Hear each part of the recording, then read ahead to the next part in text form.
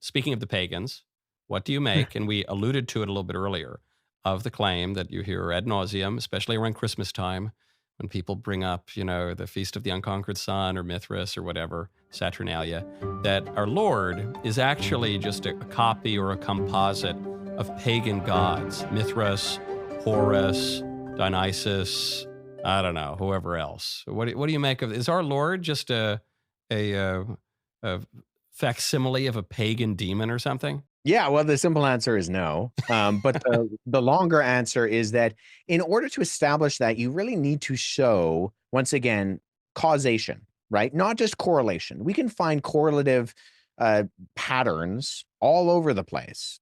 We could pick on them and capitalize on them. I am using a microphone. Michael, you are using a microphone. But that's not a coherent argument. It's just correlations. It's if you want to find parallels, you can find parallels all over the place.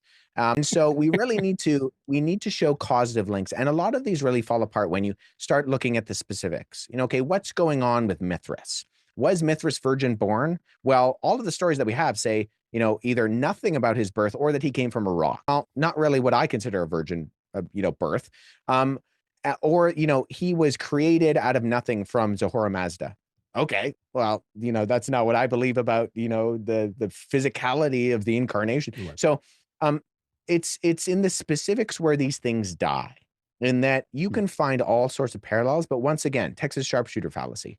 If we want to paint those targets around those closest clusters, we can do that, but it's going to ignore all of the shots that are all the hundreds of more potential shots that are all over the other side of the barn, as opposed to the 5 shots that I'm drawing my target